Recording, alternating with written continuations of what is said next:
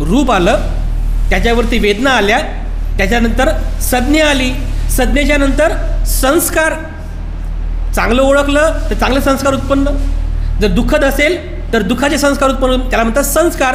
आणि या संस्कारासह आपल्यामध्ये जी भावना उत्पन्न होते त्याला म्हणतात विज्ञान. त्या संस्कारासह उत्पन्न होणारं जी आपल्यामध्ये जे विज्ञान आहे त्यालाच म्हणतात चित्त. समजलं? चित्त म्हणजे काय समजलं? संपूर्ण विश्वाला सुख, शांती, मानवता तथा दुःखमुक्तीचा आर्य संदेश देणारे विश्वशांतीदूत महाकारुणिक तथागत भगवान सम्यक संबुद्ध यांना त्रिवार अभिवादन करतो. तथागतांनी समग्र मानवजातीच्या दुःखमुक्तीसाठी उपदेशिलेला महान सद्धम्म अर्थात बौद्ध धम्म तथा या सद्धम्माचा अविरतपणे प्रचार आणि प्रसार करणारा तथागतांद्वारा स्थापित सदा पूजनीय भिक्खू संघ, या पूजनीय भिक्खू संघाला त्रिवार अभिवादन करतो. ज्यांच्या अथांग अमर्याद त्याग प्रभावामुळे या भारतभूमीला बुद्धभूमीचे रूप पुन्हा एकदा प्राप्त झालं, असे बौद्ध धम्माचे पुनरुद्धारक, तुम्हा आम्हा सर्वांचे उद्धार करते प्रज्ञासूर्य बोधिसत्व डॉक्टर बाबासाहेब आंबेडकर यांच्या समग्र धम्मक्रांतीमध्ये जीवनाच्या शेवटच्या श्वासापर्यंत समर्पित राहू. आजच्या या मंगलमय प्रसंगी संघरत्न बुद्धविहार, मयूर पार्क, औरंगाबाद या ठिकाणी उपस्थित आपण सर्व धम्म उपासक, धम्म उपासिका, आपल्या सर्वांप्रती मी सर्वप्रथम अनंत मंगल कामना, मंगल आशीष अर्पण करतो आणि आजच्या या वर्षावासकालीन धम्मदेसनेला सुरुवात करतो. उपस्थितांनो, 37 बोधिपाक्षीय धम्माचा अभ्यास या वर्षावासामध्ये आपण करीत आहोत. बुद्ध तत्त्वज्ञानातील अतिशय महत्त्वपूर्ण हे असं तत्त्वज्ञान आहे.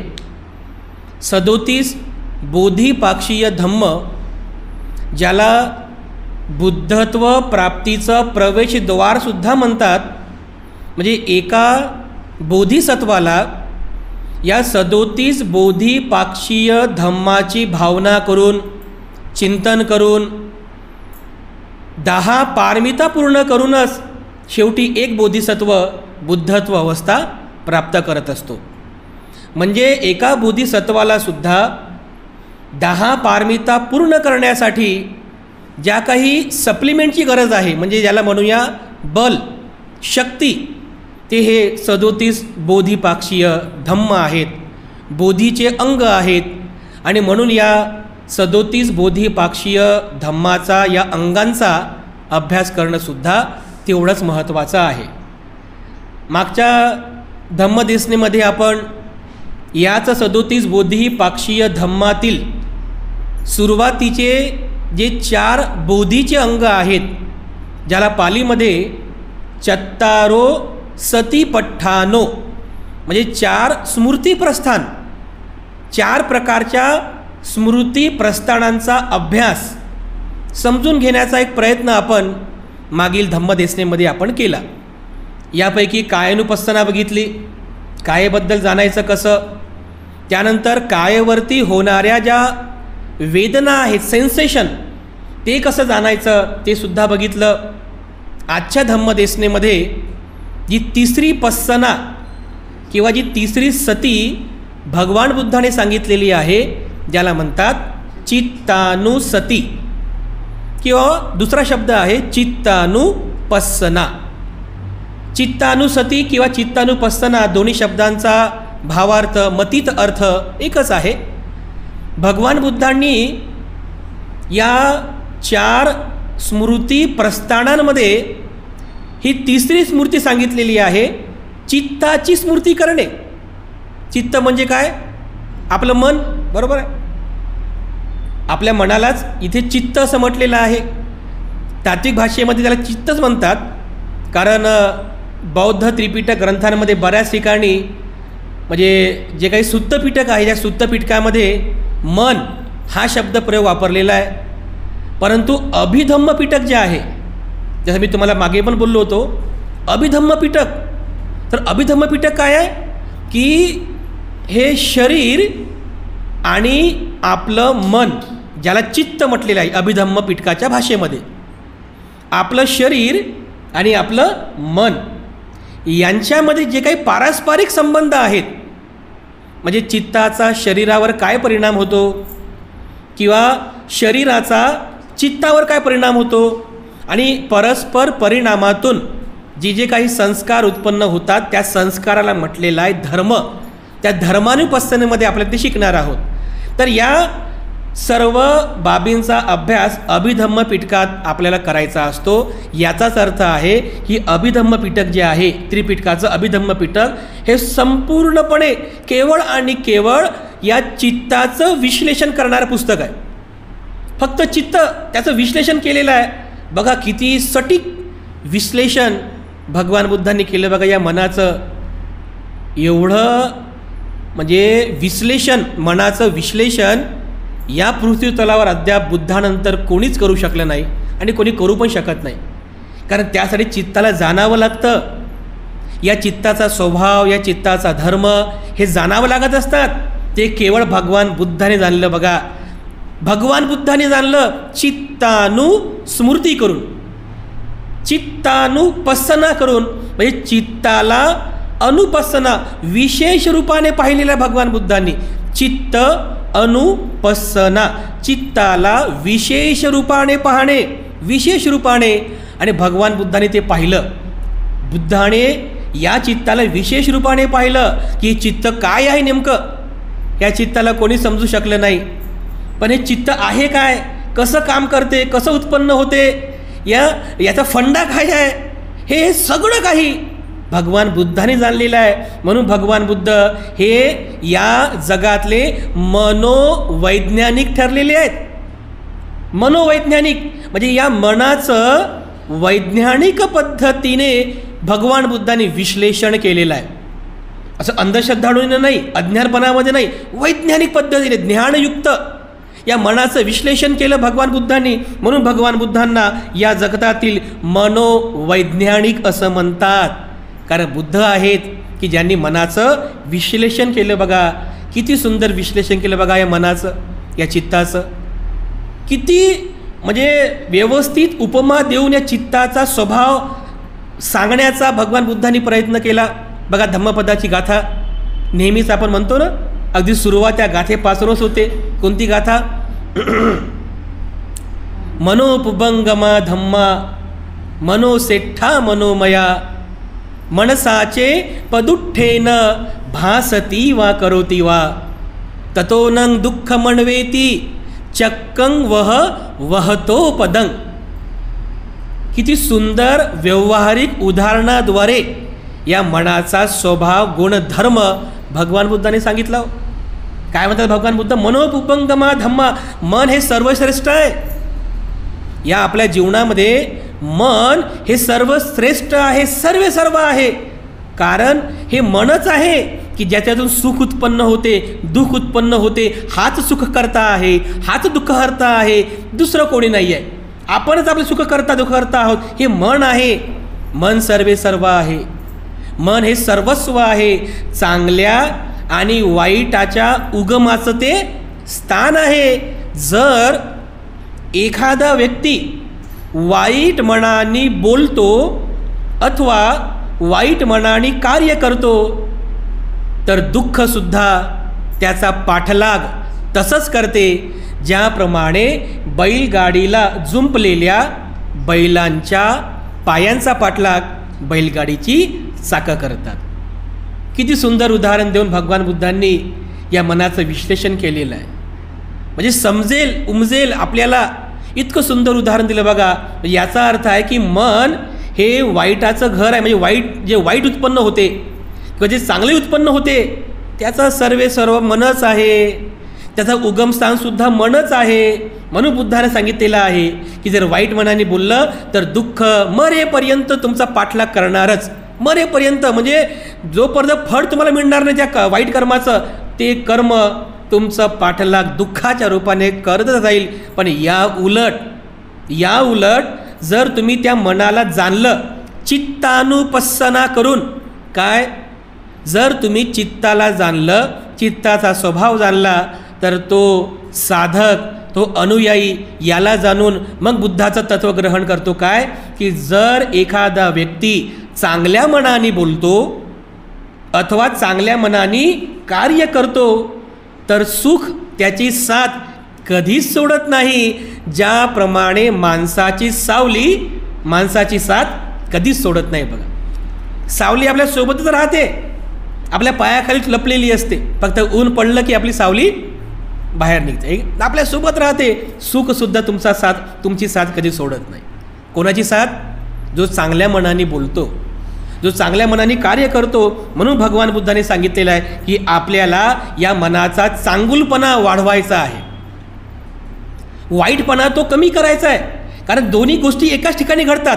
चांगलं मनच आहे, वाईट मनच आहे. तर बुद्ध म्हणतात की जर एखादा, म्हणजे ज्याप्रमाणे आपलं जे घर आहे, घराचं जे छत आहे, त्या छताला व्यवस्थित सावरलं नाही, त्याची व्यवस्थित डागडुजी केली नाही, तर त्या छिद्रातून ज्याप्रमाणे थेंब पाणी पडते ना, आणि त्याच्याकडे जर आपण दुर्लक्ष केलं तर मनसुद्धा, मनाच्या वाईटपणाकडे जर आपण दुर्लक्ष केलं तर ज्याप्रमाणे व्यवस्थित न सावरलेल्या घरामध्ये थेंब पाणी पडते, त्याप्रमाणे त्या वाईटपणाचं किंवा अकुशल मनाचं दुःख त्या माणसाला थेंबाने त्याला प्राप्त होत राहते, ते फळ त्याला प्राप्त होत राहते. म्हणून आपण ज्याप्रमाणे घराच्या छताची डागडुजी करतो त्याप्रमाणे या मनाला आपल्याला डागडुजी करायची आहे, या मनाला सांभाळायचं आहे.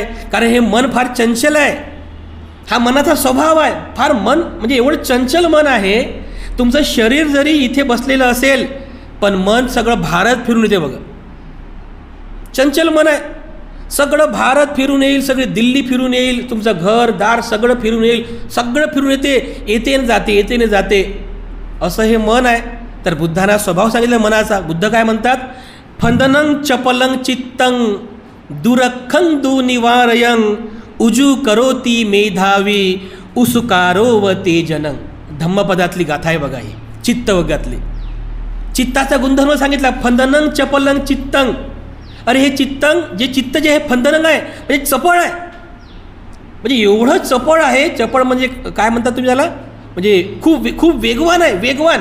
जर तुम्हाला कोणी विचारलं ना की या जगामध्ये सगळ्यात वेगवान काय आहे, तर कोणी म्हणाल रेल्वे गाडी, विमान. अहो त्याच्यापेक्षा पण चपळ आहे ना हे. अरे लगेच दिल्लीला जाऊन आलं, पण माहिती पडलं नाही आपल्याला. घरी पण जाऊन आलं, घरी जाऊन आलं, किचनमध्ये जाऊन आलं, ते डबे पाहून आलं, फ्रीज बघून आलं, सगळं आलं चित्त. किती फास्ट आहे होय. फंदनं चपळ आहे चित्त, खूप चपळ आहे. फंदनं चपलं चित्तं. हे चित्त म्हणजे चपळ आहे, हे चित्त सुसाट पडणारं आहे. फंदनं चपलं चित्तं दुरखं म्हणजे रक्षा करणे. दुरखं म्हणजे रक्षा करण्यास कठीण, म्हणजे सुरखं आणि दुरखं. दुरखं म्हणजे रक्षा करण्यास कठीण आहे. दुरखं, अरे याची रक्षा करणं फार कठीण आहे. दुरखं दुनिवारयं, सुनिवारयं नाही आहे, दुनिवारयं म्हणजे याचं निवारण करणं सुद्धा खूप कठीण आहे. रक्षण करणे सुद्धा कठीण आहे, निवारण करणे सुद्धा कठीण आहे. दुनिवारयं उजू करोती मेधावी. उजू म्हणजे सरळ, उजू म्हणजे सरळ करणे. उजू करोती मेधावी. मेधावी म्हणजे जो बाण चालवणारा असतो ना, त्याला मेधावी पुरुष, एक बुद्धिमान पुरुष असतो. की ज्याप्रमाणे एक बाण चालवणारा त्या तीराला बरोबर हा सरळ करतो, वाकडा असेल तर बरोबर सरळ करतो, अगदी त्याप्रमाणे एक मेधावी पुरुष, एक बुद्धिमान पुरुष या चित्ताला जाणून, या चित्ताचा स्वभाव जाणून या चित्ताला उजू करतो, म्हणजे या चित्ताला बरोबर सरळ करतो आपल्या बुद्धी तेजाने, आपल्या प्रज्ञेने.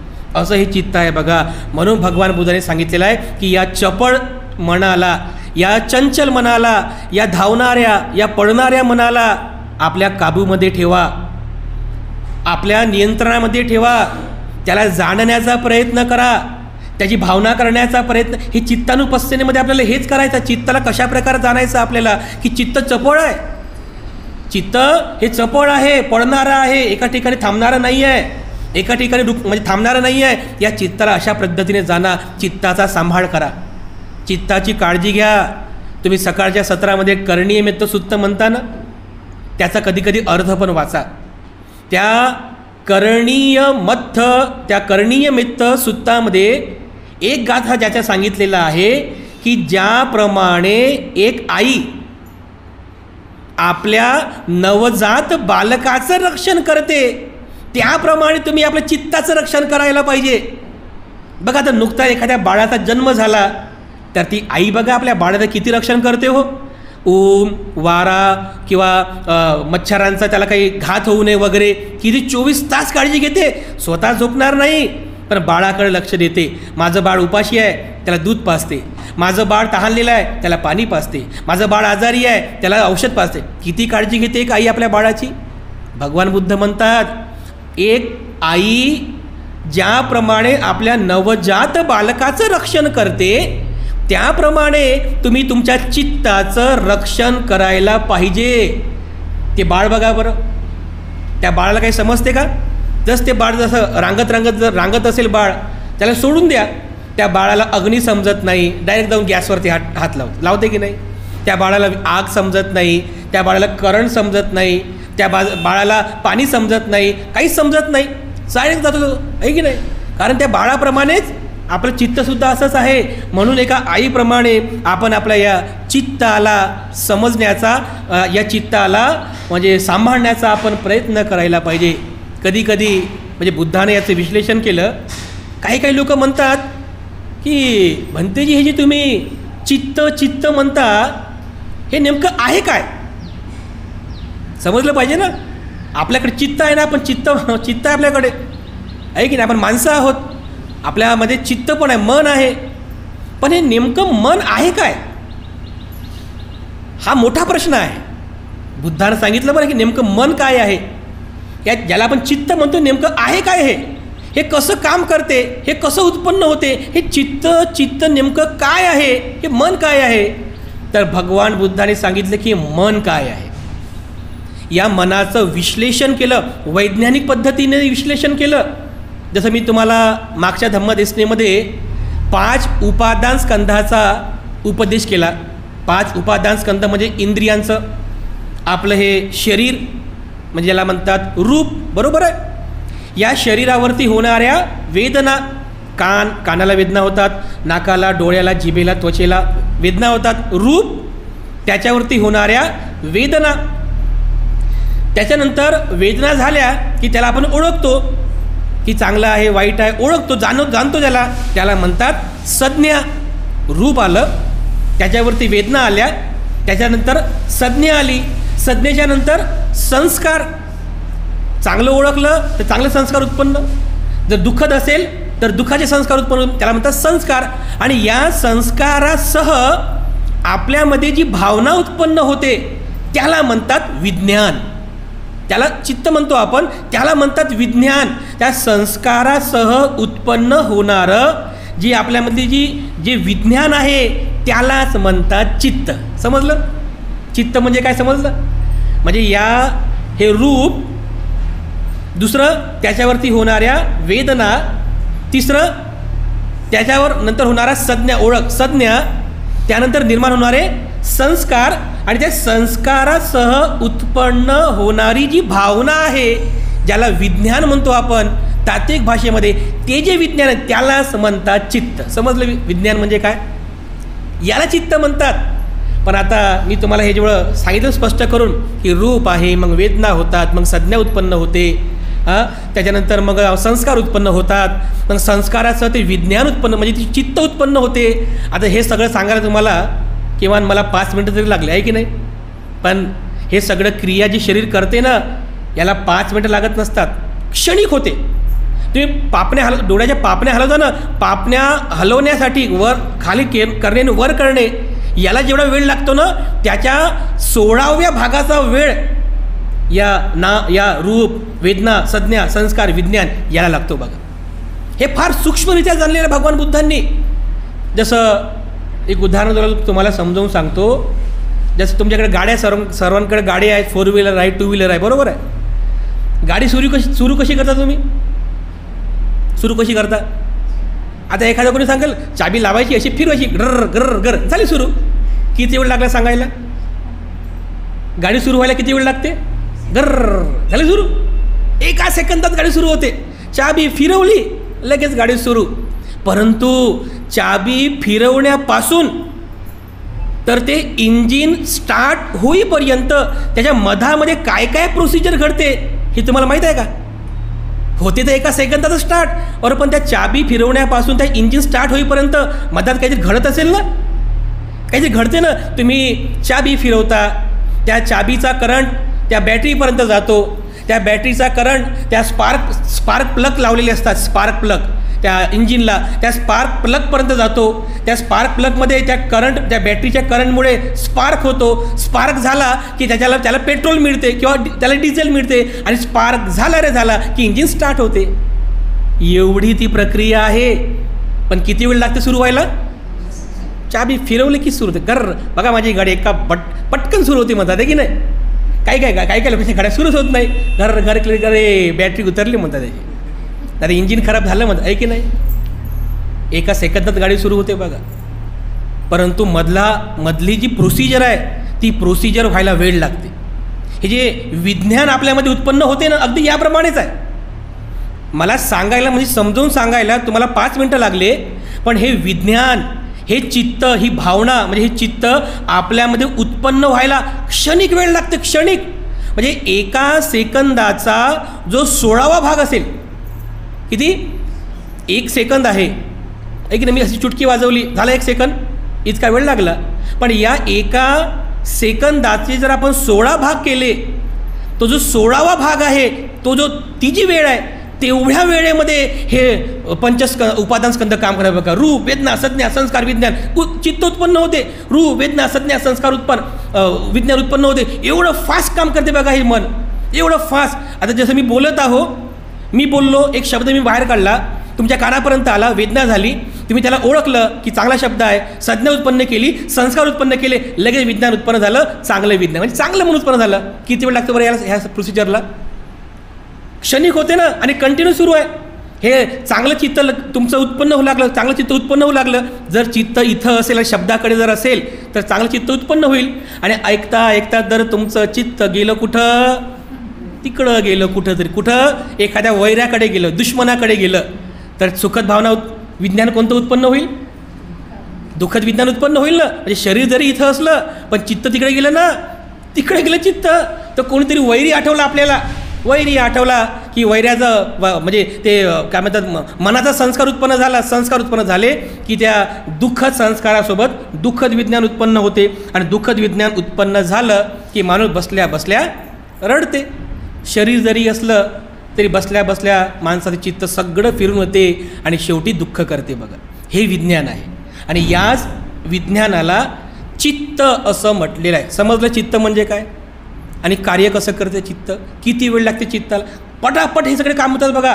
म्हणून आपल्याला हे समजलं पाहिजे की ह्या ज्या म्हणजे चित्त जे आहे, या चित्ताला जर जाणायचं असेल तर आपल्याला या 5 उपादान स्कंधामधलं, म्हणजे आपण रूपही जाणलं, वेदना पण जाणल्या, त्याच्यानंतर संज्ञा पण जाणत आहोत, संस्कार पण जाणले. जे विज्ञान आहे, बस त्या विज्ञानाला जाणणं म्हणजे चित्तानुपස්සना होय. त्याला चित्तानुपස්සना असं म्हणतात. तर ही चित्तानुपස්සना आहे बघा. हा सगळा खेळ या उपादान स्कंधांचा आहे. 5 उपादान, हे 5 उपादान स्कंध आहे. या 5 उपादान स्कंधावरच आपले चित्त काम करत राहते. जर या रूपाला चांगली वेदना झाली, म्हणजे सुखद, जसं मी तुम्हाला मागे सांगितलं ना, सुखद वेदना, दुःखद वेदना, आणि आणखी कोणती आहे? असुखद, अदुःखद, म्हणजे सुखही नाही आहे, त्याच्यामध्ये दुःखही नाही आहे. तर सुखद वेदना उत्पन्न झाली तर संज्ञासुद्धा सुखद उत्पन्न होईल ना, ते चांगलं आहे, चांगलं आहे असंच होईल ना. संस्कारसुद्धा सुखद उत्पन्न होतील. आणि सुखद संस्कार उत्पन्न झाले तर विज्ञान कोणतं उत्पन्न होईल? सुखदच विज्ञान उत्पन्न होईल की नाही. पण या उलट दुःखद वेदना झाली, दुःखद वेदना. आणि मग दुःखद वेदना झाली तर मग संज्ञा कोणती उत्पन्न होईल? दुःखद संज्ञा उत्पन्न होईल. संस्कार कोणते उत्पन्न होतील? दुःखद संस्कार उत्पन्न होतील. आणि दुःख संस्कारासोबत जे उत्पन्न होईल जे विज्ञान ते सुद्धा दुःखदच विज्ञान असेल. तर भगवान बुद्धांनी याला आणखीन जास्त स्पष्ट केलेलं आहे, ज्याला आपण म्हणतो ना सुखद वेदना आणि सुखद विज्ञान, म्हणजे सुखद वेदनेपासून तर सुखद विज्ञान उत्पन्न होईपर्यंत, म्हणजे सुखद चित्त उत्पन्न होईपर्यंत, ज्याला म्हणतो आपण सुखद. ॲक्च्युली जे सुख जे म्हणतो ना ते सुख त्या अर्थाने नाही आहे. भगवान बुद्धांनी त्याला म्हटलेलं आहे लोभ. काय म्हटलेलं आहे? लोभ. लोभ म्हणजे आसक्ती. चांगलं आहे, चांगलं आहे, हे काय? हे आसक्तीच आहे ना. आसक्ती आहे की नाही? चांगलं आहे, चांगलं आहे, आसक्ती आहे की नाही? याला म्हणतात लोभ.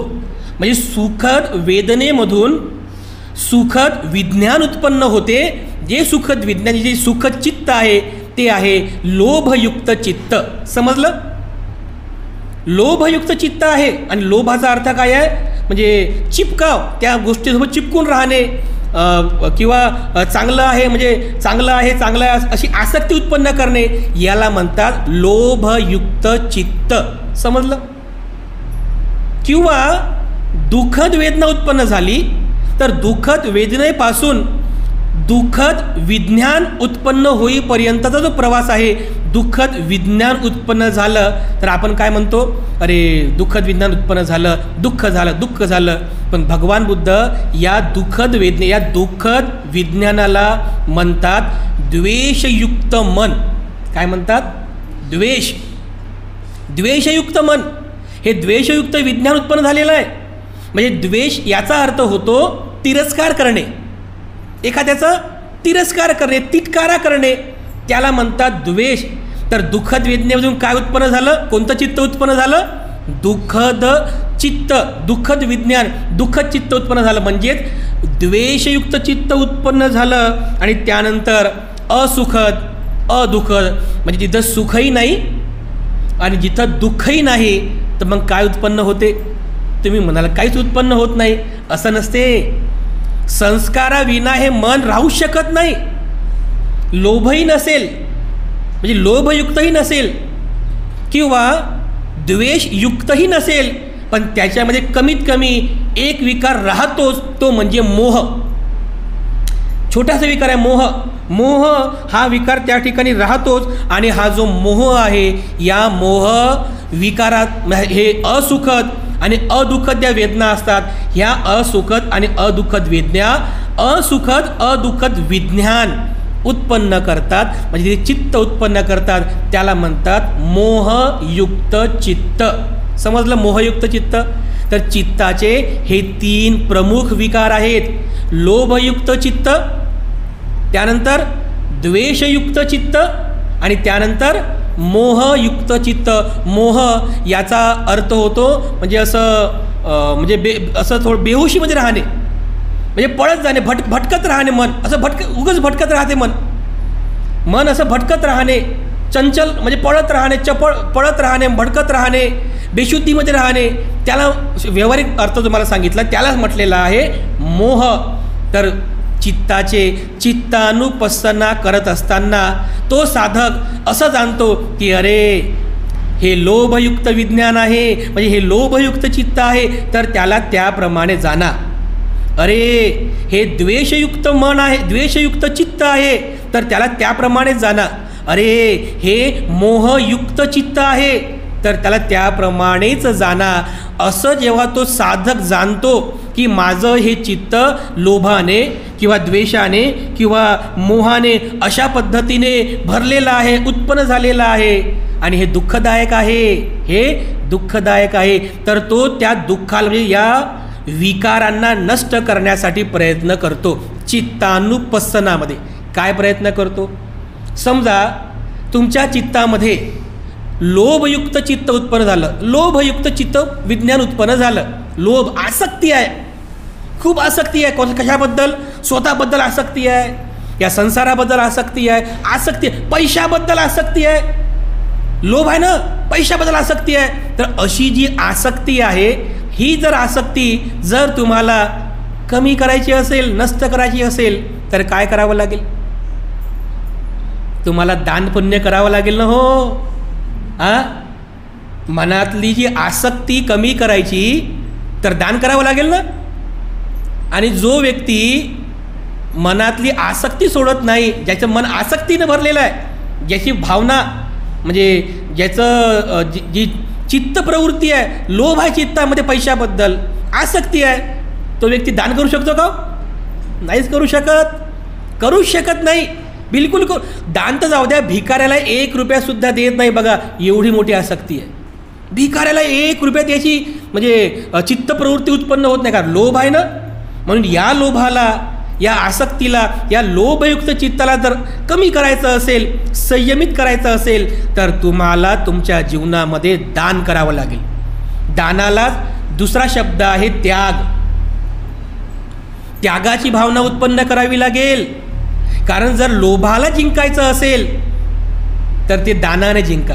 आहे ना गातासुद्धा, जर कंजूसाला जिंकायचं असेल तर दानाने जिंका. दान कर्म करा, आपल्यामध्ये त्याग प्रवृत्ती वाढवा. या त्याग प्रवृत्तीलाच म्हणतात अलोभा. म्हणजे लोभ आणि त्याच्या विरुद्ध अलोभ. अगदी याप्रमाणे आपल्यातला तर द्वेष नष्ट करायचा असेल, म्हणजे काय म्हणतो आपण त्याला, तिरस्कार करणे दुसऱ्याचा तिटकारा करणे, याला द्वेष प्रवृत्ती म्हटलेला आहे. तुमच्यात जर द्वेष उत्पन्न झाला तर द्वेष कमी करण्यासाठी काय करावं लागेल? बरोबर आहे, काय करावं लागेल? अरे मैत्री भावना करावी लागेल ना. करणी मित्त सुत्ता सांगितलेलं आहे ना, मैत्री भावना करा. हो, त्याचं मंगल हो, त्याचं मंगल हो, त्याचं मंगल हो. मैत्री भावना करा, सर्वांप्रती मैत्री भावना करा. कोणाबद्दल वैरत्व नको, कोणाबद्दल द्वेष नको, कोणाबद्दल द्वेष नको, वैरत्व नको. सर्वांचं मंगल हो, सर्वांचं मंगल हो, अशी मैत्री भावना करावी लागेल ना. बरोबर आहे की नाही? जोपर्यंत मैत्री भावनाच करणार नाही, तुमचा द्वेष कसा कमी होईल? तर या मैत्री भावनेला म्हणतात अद्वेषा.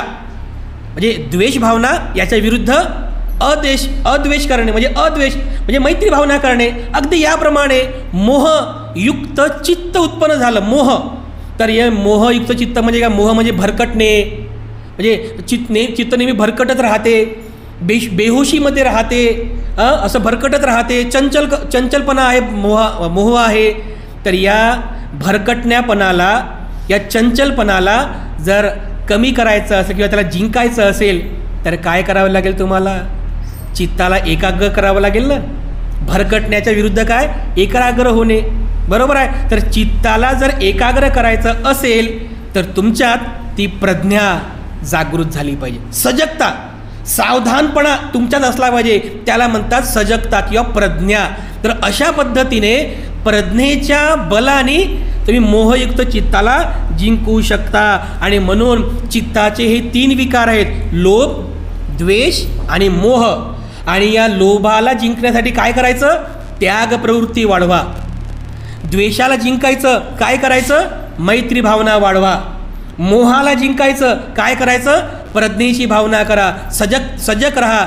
हे 3 विकार नष्ट करण्यासाठी हे 3 मार्ग भगवान बुद्धाने सांगितलेले आहे. आणि म्हणून या चित्ताला जिंकण्यासाठी, म्हणजे चित्ताच्या या स्वभावाला जाणून एक चित्तानुपस्सी या 3 विकारांना जाणतो आणि या 3 विकारांना नष्ट करण्यासाठी मग तो प्रयत्न करत असतो. एवढं सटीक विश्लेषण भगवान बुद्धाने केलं आहे बघा. अभिधम्म पिटक, अभिधम्म पिटकामध्ये सविस्तर याचं वर्णन आलेलं आहे. सविस्तर. मन जरी एकच असलं ना, पण त्या मनामध्ये, म्हणजे त्या मनामध्ये उत्पन्न होणाऱ्या ज्या भावना आहेत, जे विज्ञान जे आहे, विज्ञान उत्पन्न होणारं विविध संस्कारासह, ते किती आहे माहीत आहे?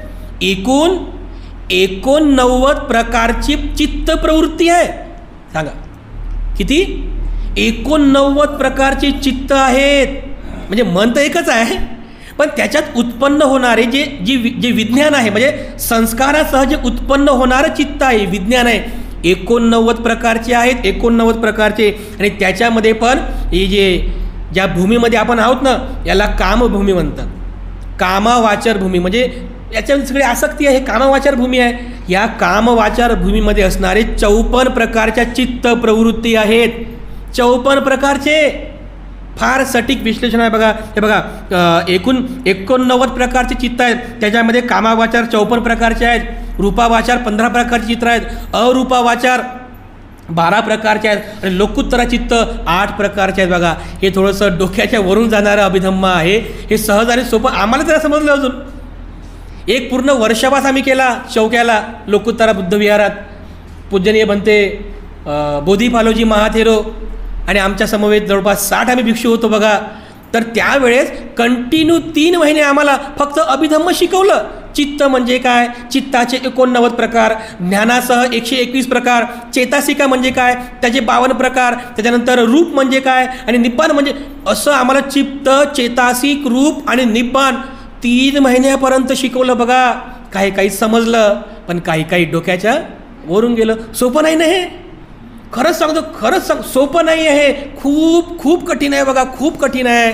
पण समजण्या म्हणजे याला समजूनच घेणार नाही तर दुःखमुक्तीचा मार्ग कसा प्रकाशित होईल. बघा, समजून तर घ्यावं लागेल ना आपल्याला की चित्त काय आहे, त्याचे 89 प्रकारचे प्रकार, जे चित्त म्हणजे त्याला मी तुम्हाला म्हटलं ना, विज्ञान, जे विज्ञान उत्पन्न होते संस्काराचं, ते चित्त 89 प्रकारची चित्त प्रवृत्ती सांगितलेली आहेत.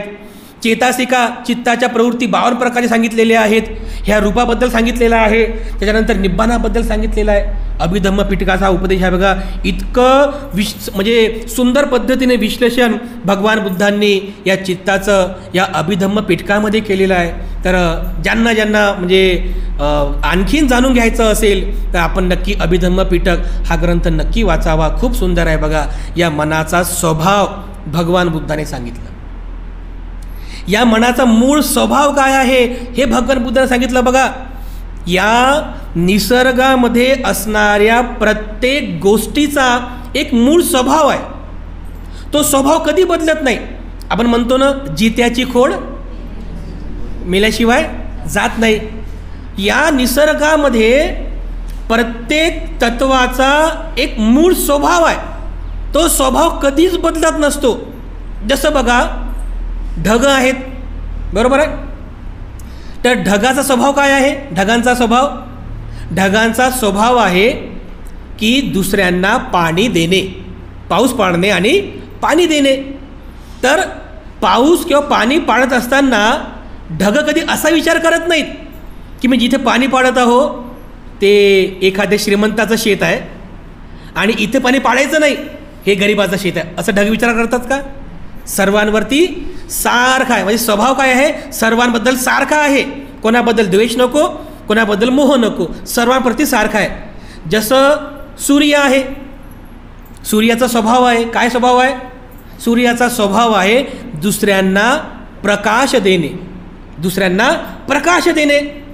तर सूर्य जेव्हा प्रकाश देतो तर असा विचार करतो का मी याला प्रकाश दिला पाहिजे कारण हा श्रीमंत आहे, हा ब्राह्मण आहे, आणि हा गरीब ज्याला प्रकाश देत नाही हा शूद्र आहे, हा गरीब आहे, असं सूर्य कधी विचार करतो का? बिलकुल नाही. सर्वांना सारखा प्रकाश देतो. बघा, सर्वांप्रती सारखा प्रकाश देतो. हवा, हवेचा स्वभाव काय आहे? आपण श्वास घेतो ना, हवा आतमध्ये येते, आतमध्ये येते, बाहेर जाते, आतमध्ये येते, बाहेर, बरोबर आहे. हवा कधी असा विचार करते का की मी ज्याच्या नाकात चाललो हा श्रीमंत आहे आणि याच्या नाकात जात नाही मी, हे गरीब आहे, कधी हवा कधी विचार करते? असं करते विचार? नाही ना. स्वभाव आहे, सर्वांवर सारखा लागू पडतो. बघा, कोणाबद्दल भेदभाव करत नाही, कोणाबद्दल जाती नीचता करत नाही, सर्वांवरती सारखा लागू पडतो. हा जो स्वभाव आहे निसर्गातल्या प्रत्येक तत्वांचा स्वभाव, अगदी याप्रमाणे आपल्या मनाचा सुद्धा एक स्वभाव आहे. आपल्या मनाचा सुद्धा एक स्वभाव आहे. कोणता स्वभाव आहे मनाचा? मनाचा स्वभाव आहे की जर आपण आपल्या मनामध्ये जर लोभ उत्पन्न केला, आपण आपल्या मनामध्ये जर दुर्भावना उत्पन्न केली, द्वेष उत्पन्न केला, तर आपलं मन आपल्याला दंड देते, आपल्याला पनिशमेंट करते. काय पनिशमेंट करते? काय दंड देते? आपल्याला दुःख देते, आपल्याला अशांती देते, बरोबर आहे की नाही? आपल्याला नाराज करते, बेचैन करते, आपलं चैन संपून जाते. हे आपल्याला दंड आहे ना एक प्रकारचं. म्हणजे याचा अर्थ मनाचा स्वभाव आहे की जर मी माझ्या चित्तामध्ये कोणाबद्दल लोभ उत्पन्न केला द्वेष उत्पन्न केला, मोह उत्पन्न केला, तर माझं मन मला दंड देते बघा. आणि मिळते दंड. तुम्ही द्वेष करा, तुम्ही दुःखीच राहाल ना. द्वेष करणारा म्हणून सुखी कसा राहील? हा मनाचा स्वभाव आहे. आणि मन हे पाहत नाही की ज्याने द्वेष केला तो श्रीमंत आहे, तर याला दुःख द्यायचं नाही. आणि हा द्वेष उत्पन्न करणारा गरीब आहे, तर याला मी दुःखी करतो, असं मन कधी विचार करते का हो? सर्वांवर सारखं लागू पडते ना. ब्राह्मण असो, क्षत्रिय असो, वैश्य असो, शूद्र असो, काळा असो, गोरा असो, श्रीमंत असो, गरीब असो, सर्वांवर सारखं लागू पडते. बरोबर आहे? सर्वांवर सारखं लागू पडते. तर एक माणूस, एक साधक जेव्हा या चित्ताच्या स्वभावाला जाणून जेव्हा तो पස්සना करतो, त्या चित्ताला पाहतो की अरे माझं चित्त जर मी लोभ उत्पन्न केला तर मला दुःखी करते. मग दुःख माझं आहे का? मी नाही आणि ते माझं नाही आहे. जर मी द्वेष उत्पन्न केला तर माझं चित्त मला दंडित करते, मला दुःख करते. तर हा एक साधक जाणतो आणि या दुःखाला कमी करण्यासाठी मग मनाचा स्वभाव जाणतो. कोणता चांगला स्वभाव आहे की जर मी माझ्या मनामध्ये कुणाबद्दल मैत्री भावना उत्पन्न केली, मी माझ्या मनामध्ये प्रज्ञा उत्पन्न केली, चांगली भावना उत्पन्न केली, तर माझं मन मला बक्षीस देते. एखाद्या सरकारचा कायदा असतो ना, गव्हर्नमेंटचा कायदा, आणि गव्हर्नमेंटची अपेक्षा असते की नागरिकांनी त्या कायद्याचं पालन करावं. जर तुम्ही त्या कायद्याचं पालन केलं तर सरकार तुम्हाला बक्षीस देते का? देते बक्षीस? वा, यानं कायद्याचं पालन केलं, याचं सत्कार करतो आपण. कधी करते का गव्हर्नमेंट आपला सत्कार? नाही करत. पण जर कायद्याच्या विरुद्ध वागले तर मात्र तुम्हाला दंड मिळते ना. पण पालन केले म्हणून तुम्हाला कोणी बक्षीस देत नाही. पण मनाचं तसं नाही आहे. विरुद्ध वागले तर तुम्हाला मन दंड करणार. आणि जर मनाचा स्वभावानुसार, म्हणजे जो स्वभाव जाणून त्याप्रमाणे पස්සना करून जर तुम्ही वागले तर मन तुम्हाला बक्षीस पण देते. जर तुम्ही मनात मैत्री उत्पन्न केली तर मन तुम्हाला बक्षीस देईल, तुम्हाला शांती देईल, तुम्हाला सुख देईल. जर तुम्ही मनामध्ये प्रज्ञा उत्पन्न केली, चांगली सद्भावना उत्पन्न केली, तर मन तुम्हाला बक्षीस देते, भेट देते, तुम्हाला शांती देते, तुम्हाला सुख देते. हा मनाचा स्वभाव आहे. आणि या चांगलं मनाला उत्पन्न करण्यासाठी एक चित्तानुपस्थित काम करत असतो बघा. तर सुरुवातीला जे बुद्धाने सांगितलं ना, चांगलं मन आणि वाईट मन. चांगलं मन म्हणजे कोणतं? या मनामध्ये त्याग आहे, ज्या मनामध्ये मैत्री आहे, ज्या मनामध्ये सजगता आहे, प्रज्ञा आहे, जे मन मैत्रीयुक्त आहे, जे मन सद्भावनेयुक्त आहे, ते मन म्हणजे काय? चांगलं मन. तर चांगलं मन जर असेल तर जशी तुमची सावली तुमची साथ सोडत नाही, सुखसुद्धा तुमची सावलीप्रमाणे तुमच्या सोबत राहील.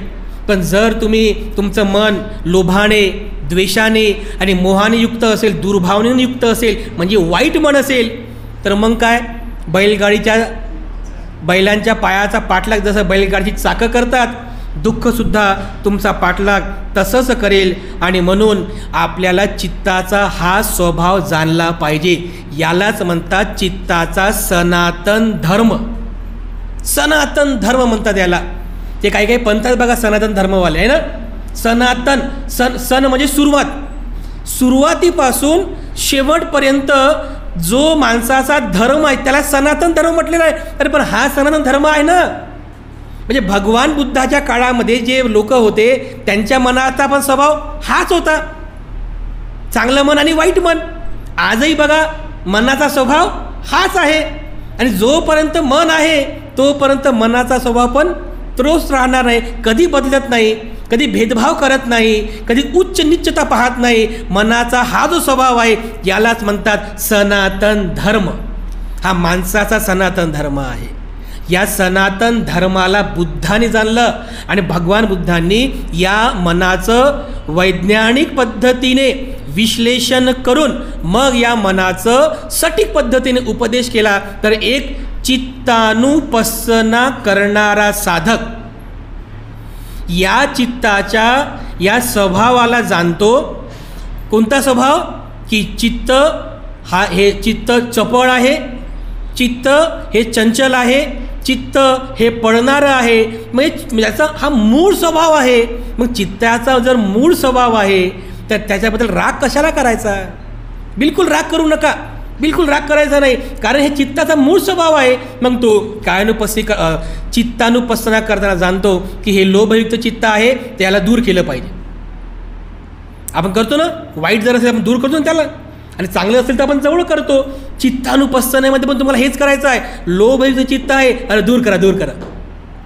अरे द्वेषयुक्त चित्त आहे, अरे दूर करा. हे मोहयुक्त चित्त आहे, अरे दूर करा, दूर करा. कारण हे दुःख देणारं आहे, आणि जे दुःख देते ते मी नाही आणि ते माझं नाही आहे. बरोबर ना? जे दुःख देणारं आहे ते आपण जवळ करतो का? ते मी नाही आणि ते माझं नाही असं तो जाणतो, आणि मग आपल्या चित्तामध्ये लोभाच्या विरुद्ध अलोभ उत्पन्न करतो. म्हणजे काय? त्यागाची भावना उत्पन्न करतो. हे चांगलं आहे, स्वीकार करतो. द्वेषयुक्त चित्ताला सोडून त्याच्या विरुद्ध काय? मैत्रीयुक्त चित्त उत्पन्न करतो. हे चांगलं आहे, हे सुखदायक आहे, ते स्वीकार करतो. आणि मोहयुक्त चित्ताला सोडून मोहाच्या विरुद्ध प्रज्ञा, सावधानता, सजगता, तर प्रज्ञायुक्त चित्ताला उत्पन्न करतो, स्वीकार करतो आणि सुखी होतो. तर एक चित्तानुपස්සना करणारा साधक अशा पद्धतीने चित्ताला जाणतो आणि त्याप्रमाणे चित्ताच्या पස්සनेनुसार आपलं जीवन तो यापन करत असतो. बघा, तर हे चित्तानुपස්සना आहे. चित्ताला जाणण्याचा आपण नेहमी प्रयत्न करावा, कारण हा चित्ताचा धर्मच आहे जो आपल्याला सुखी जीवनाकडे घेऊन जात असतो. बघा किती सुंदर आहे. बघा, इतकं सुंदर विश्लेषण भगवान बुद्धांनी या चित्ताचं केलं. या चित्तावर ते गीतसुद्धा आहे. तुम्ही ऐकलं ते गीत वामनदादा कर्डकचं? नाही ऐकलं? ऐकलं पण असेल, पण तुम्ही कधी मन लावून ऐकलं नाही ना. वामनदादा कर्डकाने बघा या मनाचा स्वभाव किती सुंदर पद्धतीने सांगितला. मन ओढाळ आहे, मोठं खोडसाळ आहे, कधी हे गोड कधी गमे चांडाळ आहे, तसं हे काळ आहे, तसं मधाळ आहे, कधी विकराळ कधी कुकुड बाळ आहे. मन मारून उडी सोडून प्रिय कुडी, नको त्या घाणीमध्ये बापुडे मारी उडी. मन तर घडी घडी बाटवूनी काया कुडी, तुडवूनी धम्मरुडी रचे पापांची सुडी. मन ही आग आहे, विषारी नाग आहे, मनच मानवाच्या शिलाचा डाग आहे. मन हे उतावळे, वासने पाठी पळे, वाईटांशी त्याचे नाते पटकन जुळे. जीवन जाने जळे, याला ते ना कळे, चालली नाशाकडे त्याच वाटेला फळे. वळता बुद्धाकडे परिवर्तन हे घडे, नीतीच्या नगरीमध्ये रंग जीवनाला चढे. मना सत्शील ठेवितो सदा, वीर असा गौतम आहे ना. कधी ऐकलं नाही का तुम्ही गाणं? हे कधीतरी मन लावून गाणं ऐकावं हे.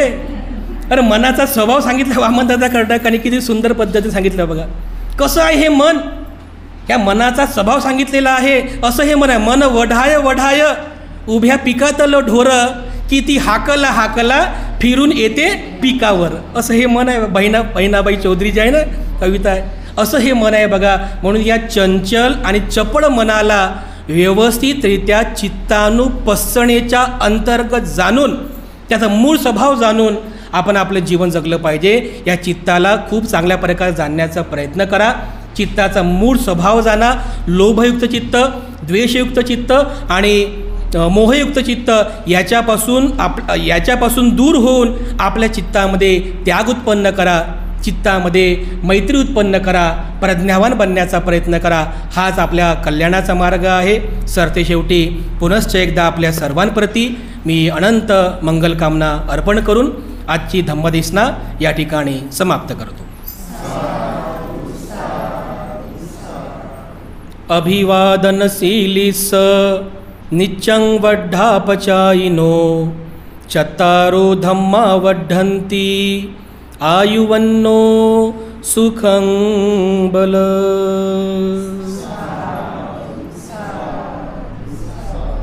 बुद्धं नमामि, धम्मं नमामि, संघं नमामि. सुखी दीर्घायुको भव. सर्वांचं मंगल हो.